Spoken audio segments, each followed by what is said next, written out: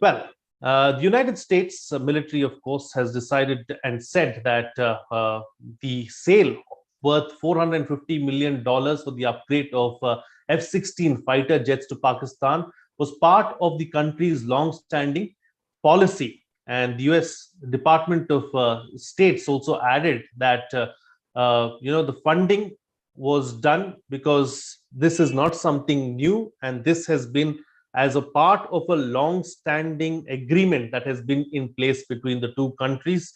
This particular move, of course, has attracted strong objections from India. India protested the decision to sell spares to Pakistan in a meeting with US Assistant Secretary of State Donald Lu, saying that the technology would be used against India.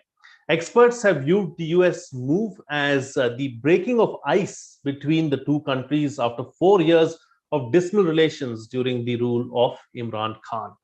In the aerial battle after the Balakot surgical strike, Pakistan openly used its F-16 jets against India, and this is what is of concern as far as New Delhi is concerned. In this edition of the Discourse, we will analyze the impact of the F-16 upgrade deal on India. Joining me on the program today are Mr. K.V. Prasad, senior journalist, and AVM P.K. Srivastava, retired defense expert. Thank you to both my guests for joining me on this edition of the Discourse. All right, Marshal, let me start the program with you first. Let's first understand, the nature of this deal and what does it really mean? How would you look at this? So, frankly speaking, this deal is a kind of, I would say, a reversal of what Trump did in 2018. And we are fully aware that the purpose which is stated, that it will not be changing the balance or the power balance in this region, is also not right.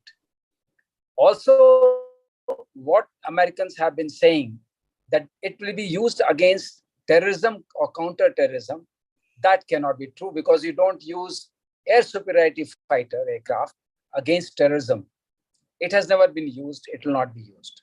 So if you really want me to connect the dots, I would start it from what came in public light with the killing of al-Zawahiri and the visit of ISI chief and call from Chief of Army Staff of Pakistan to Pentagon to pull them out of IMF crisis. So if you put all these facts together, it appears that it is a kind of reward which has been given to Pakistanis, and this thaw in the relationship has come as a reward because, fortunately for Pakistan, their geographical location is such that's a gateway to Middle East, and it's also military gateway to Afghanistan. So that puts them in a position with the regime change of Imran Khan. It became very clear that now it's again a pro-West regime which is in place. They pulled them out of IMF. Al-Zawahiri was given on platter. He could go, he could be killed. And now this thing has come. The guise is that it will be used for the sustainment. And if you use for the sustainment of F-16, which are the first fly-by-wire aircraft, combat aircraft in this region, it naturally tilts the balance because their squadron serviceability was very poor. And we were quite happy with that kind of situation. But now with this coming up, and some upgrades are also there, which are also worrisome. Frank, you'll be, if I just spell them out, they'll worry you too. Engine power to be enhanced. There's an engine modification. Then EW suite is getting modified. With that, your electronic warfare capability goes up. In any case, they say we are not giving any ammunitions or any missiles of that type, which will be changing the range or the BVR capability of F-16. But you have the platform, and giving the missiles would be a kind of transaction issue. As we know, Americans themselves say, there ain't no free lunch for anybody. So in their transactional kind of relationship, it appears to me that it is a thing which India would never want. We did the right thing by protesting for that. We are supposed to be their strategic defense partner in Indo-Pacific region. We are also supposed to, we have signed foundational agreements with them. Despite all those things, we have been put to this awkward position that without checking out or without even speaking to government of India, the package has been released. It's a kind of little bit of snub to India. I will relate in the second time when you come back to me, why it became necessary for Biden administration to give a little bit of shove, or you call it a push, to Indian diplomacy, what it means to them, why should they do it, and what is the timing to do with this. Absolutely. Absolutely. We'll come back to that, AVM. But before that, on this Biden note, let me take that up with Mr. Prasad as well. We spoke about Trump as well in the opening remark, Mr. Prasad. So do you see the Biden administrating doing a reversal as far as the Trump administration is concerned, going a little soft on Pakistan? We saw Trump taking on Pakistan directly when he was the president. So is Biden trying to correct a few mistakes of his predecessors as far as he's concerned? Well, I think Frank has already done it vis-a-vis Pakistan and our relations with India in particular. We've already, as Eva Marshal has just spoken about it. The fact remains the policy of the Democrats has to be different, A. B, Biden has already reversed many of Trump's decisions. In fact, he has gone with some, including the Indo-Pacific, which was a surprise to many because very early in his office, he actually activated the Indo-Pacific and the Quad. In particular, Quad, the summit level meeting. So, they have been on different tracks. But the fact remains, Biden is different. And remember, he has had long years in the foreign experience of dealing with foreign, as a Senate Foreign Relations Committee chairman. So he's very well conversant with the international diplomacy. He's on personal relationship with many people across the globe. It's something which he himself proclaims, nothing new that I'm telling. And third and foremost is probably they're hedging a lot of things here because they see a situation where they need to support Pakistan for whatever reason. A, as was been said, is it a thank you note for having helped them with al-Zawahiri?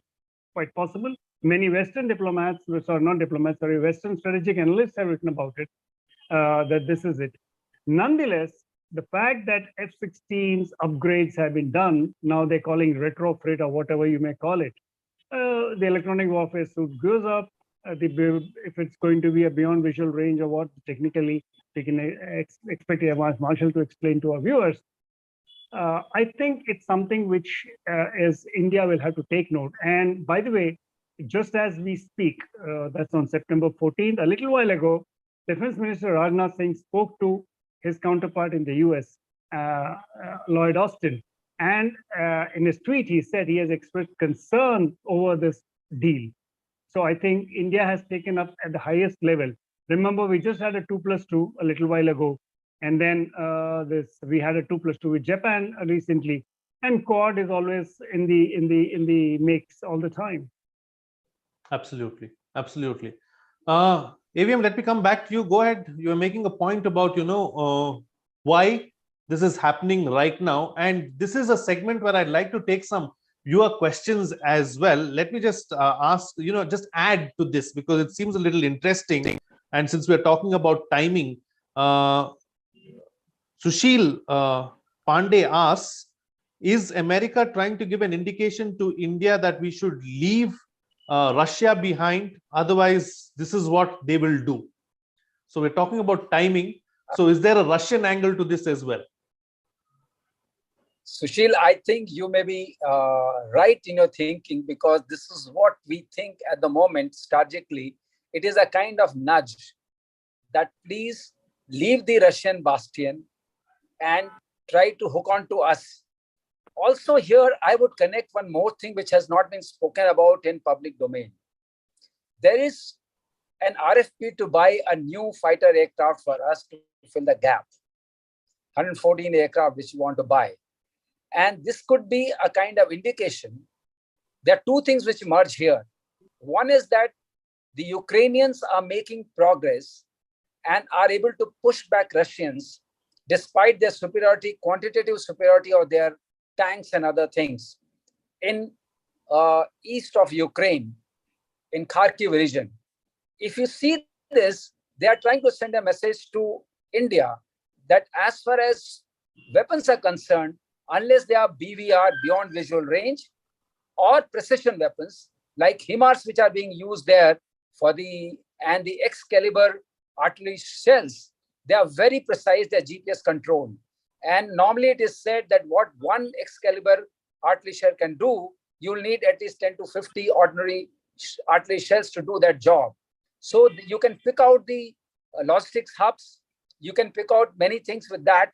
So here the clear message is, we are not going to leave Pakistan because it is a military gateway for them to Afghanistan. Also, it is a gateway to Middle East.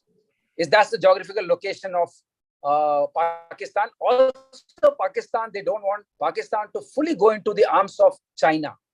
That is also one of the messages, because China is trying to show a lot of exercises and in the Taiwan Strait, and they are trying to cross that ADIZ more often than necessary, and they have done recent exercises. So there is a message also to China that Pakistan still remains in their fold, despite Imran calling them perennial friends and friends for life and ever. But as we know, American strategy or policy, there's nothing forever there. It's always transactional. They look at their national interests first and geopolitical strategy next before they take any decision. So in this context, what you're suspecting is absolutely right. It's a nudge to us to say, come to our fold, buy our weapons. They are more precise, they are more accurate, and they'll put you on a better pedestal. While other diplomacies will go on, this nudge has been given. And we are reacting to it. We are also fully aware of it. And we have to react to it and lodge our protests. That after we having signed all the foundational agreements, being with you on Quad, we have certain national necessities and national interests. We need to guard that when we are not fully going away from Russians. There is a national interest of Indians involved over there. So when you look after your national interest, why shouldn't we look after? And that was the reason that they did not use Kaksa against us when we bought S-400. So we want them to be a little more considerate. And if nothing else, even if they are promised, if they delay the package, they delay the flow of items into their Air Force, the speed at which they want, by then, just to assure Sushil, we'll be ready with our Mark 1A and Mark 2 of Tejas, which will be a very potent weapon. We are there to really have the equality and have our own dominance in our own way. So I guess at this point, Americans would be considerate enough to understand that what we need is little time, and hope they give us that time. Absolutely. Absolutely. And on that note, there is another viewer question. I'd like to share it on our screens right now and take that up with you, Mr. Prasad. So this question is coming in from, another question here from Sushil Pandey itself. Okay, two questions. Bonus day for Sushil today. I didn't realize that. But is America a reliable partner to India, considering its inevitable relationship with Pakistan due to its geographical location? Mr. Prasad. Well, there has been some kind of a historical, if I were to say, this question that comes up periodically, we can't depend on the Americans. This is something which comes up in conversations, because of the past experience, be it in the 71 war, we've seen this much later. But then if you really look at the trajectory of Indo-US relationship in general, and in particular with defense, something like $1 billion deal per year has been done for the last two decades. So it's a 20 billion, let's put a figure. So it's a huge amount of money that India has spent in buying platforms, in buying equipment, in buying advanced technology, and also getting in as the foundational agreements which are required. So having said that, it's a big thing. And remember, at one point of time, there was a talk of moving the F-16 assembly line to India. The company which manufactures F-16 had offered that, but F-16 in India means Pakistan. So, something is there's no comfort level at that. Technically, whether we have a superior aircraft in other platforms is something, but F-16 as Pakistan for us in back of the mind. So that's a big no-no. Yet, the Americans are looking for a bigger share as you go along, whether it is a fighter deal, whether it is many other equipment that India wants to buy, the drones, which is opening up. So there's a very big American industry, the military industrial complex, which will be behind all this. But let me, having said that, remember just 2 points. F-16s with Pakistan has had a difficult relationship. 1990, Senator Larry Prasad moved an amendment, and Pakistan could not get the F-16s for which they paid for. It was a big, and that consideration in 1990 was the nuclear, because of Pakistan being on the verge of a nuclear weapon state and all that. Larry Prasad, who was committed to NPT now, so that was one thing. Then we came back. Obama tried to push in 2016. The Congress blocked it. They did not allow because they were not convinced of terrorist activities that they wanted, America wanted the Pakistanis to do. They could not. But coming back to Sushil's question, this is a lingering doubt in the Indian establishment that can we go whole hog? And that is one reason why probably at many a time the defense planners and defense strategic analysts feel that comfort level is not the same when it comes to America as with Russia has been over time and again. Absolutely. AVM, on that note, I'd like to ask a follow-up question. So does this or all these military deals finally just come down to business? Because the United States is doing business with India, is doing business with Pakistan as well. We're getting Chinook helicopters from the United States, the amphibious aircraft, and so many other air machines that we're getting from the United States. On the other hand, this F-16 deal, these F-16s in the past have been used against India. So when it comes down to defense deals, is it all just purely business and nothing else? I wouldn't say it's purely business because there is a strategic element involved in this. One is military element and another is strategic element. Now, if you see the rise of China, which is challenging the supremacy of United States in economic terms and military terms, that has put India in a very favorable position because in this region, Americans don't find any counterweight to that. The counterbalancing can only be done by the size of India and by the might of India. And India is on rise, economic rise and otherwise.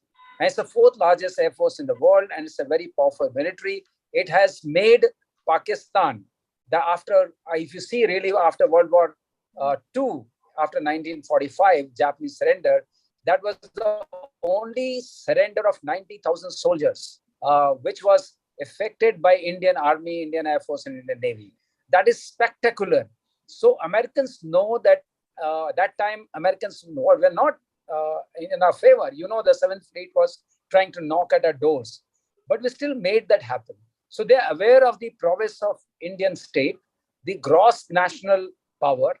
They are aware of it and they know they have to exploit it. So as far as American interest is concerned, I see that in foreseeable future is going to exist because the interest is going to exist. Their interest or their relationship with India is going to exist. That's a strategic issue. It is not that they are going to come here to favor us. They are here to favor their own selves and they are here to favor their own national interests.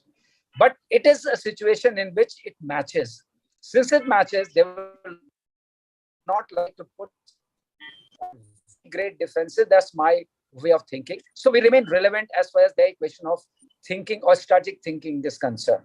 Having said that, they also know that as far as the Strait of Malacca is concerned, Indo-Pacific is concerned, where Chinese are trying to become more aggressive, or even South China Sea, who do you think will balance out? Rest of the countries are they don't have depth within them to really take on the Chinese, whether it's Japan or any other country, that the land depth doesn't exist there. And it's already on this thing. So you have a land depth here. You have the mountainous feature of Himalayas. So with all that, it will be very difficult for Chinese to really get over us and really do whatever they feel like, whatever might they have, because we have matching might and matching capability to fight it out. And that's why you see all this unscrambling of whatever held on points were there. There is a kind of agreement is coming up that, okay, how we'll resolve our LAC, conflicts. Having said that, I think my firm opinion is we remain relevant to Americans. Since we remain relevant to them, despite their transactional policies, we will continue to remain in their minds for a long time to come. And that long time is not going to be 2 years, 3 years. I guess it will be more than a decade, because it needs a kind of change. And if you really superimpose this, the Thucydides kind of, principle, that the rising power, when it challenges the existing power, in this case, United States, and the rising power being the China, the conflict becomes inevitable in these two, states.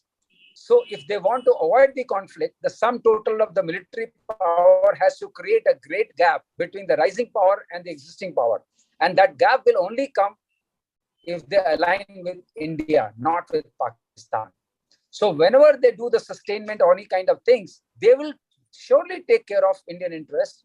And since we are protesting, I'm sure some way or some other way will come out in which they'll try to my mind, it comes the prolonging the sustainment process will be one key where they don't go wrong. They will keep saying, we are giving you the aid. But if the aid doesn't come through, the aid has not come through. It will take its own time to get modified. The engines becoming more powerful, and they are able to challenge the existing balance of power.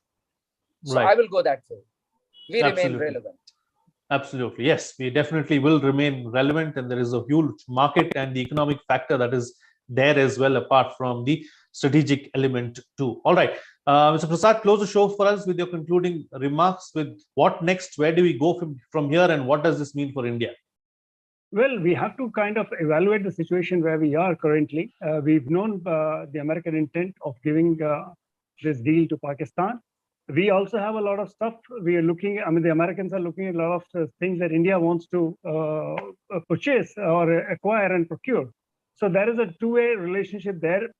Besides the long strategic partnership that India is talking of with the last, as the trajectory has changed in the last 2 decades. Yet there is, as is gnawing doubt always, that are they reliable? And this is something which keeps coming frequently or infrequently, depending on what we are looking at. And remember, we talked in the beginning of the show, the strategic or our own diplomatic. We are now talking of multi-engagement or multi-alignment, right? Or strategic autonomy. So we tomorrow or 2 days from now, or tomorrow the Shanghai Cooperation Organization is there, where you're going to meet China, Russia, and everybody. This is weeks after the Quad. So look at the diametrically opposite, if one were to say so. Or we've had exercises with Japan. We had an exercise in Australia. We are having an exercise with the military exercise with Russia. So these are different messages coming out from various engagements. So Indian message is very clear that we are for our own strategic autonomy and on Russian oil. There's been a big debate going on whether we should buy, and India has done a tremendous pushback on that, saying that why it's necessary for energy security. So I don't think anything can be seen in isolation. You need to look at everything, as you call your show, the big picture. Absolutely. Absolutely. All right, gentlemen, we'll have to leave it at that. Thank you so much for joining me on the program and sharing your views and putting things into perspective for us. Much appreciate your opinions on this very, very important issue, AVM. And Mr. K. Prasad, thank you so much, gentlemen. Thank you. All right, then. What's coming out of this discussion is the fact that India is still going to be very, very relevant despite this particular deal between the United States and Pakistan, because we are a big player in the region. We have a strong economy and a strong market, and we are strategically important as well because of the way we are positioned in the Indian Ocean. And that's something that nobody can take away from us. And even though that this deal has been struck between United States and Pakistan with regards to F-16 fighter aircraft, a $450 million deal, aircraft in the past that have been used against India, which we have objected to and clearly are upset about, but it won't go beyond a point. There's probably some kind of hedging and messaging as well, because we've seen that India has not openly condemned the actions of Russia as far as the war in Ukraine is concerned. Of course, the humanitarian crisis element of it is something that we have condoned, and we have said that it is not right. But as far as openly criticizing Russia, going completely against them, not buying oil from Russia, things that NATO and its allies have wanted to do, is something that we have not done. And probably some kind of hedging and messaging there from the United States as well to try and push India in a particular direction. But we are a new India as well, an India that whose stake is growing at the global level, and these are aspects that we will deal with in a nuanced way and possibly from a diplomatic point of view, and nothing that we should be worried about. With that, it's a wrap on this edition of The Discourse. But before I go, let me also remind you to like the video, subscribe, hit the bell icon, and share the content so that more people get to know about Bharata first. That's it from me. See you again next time.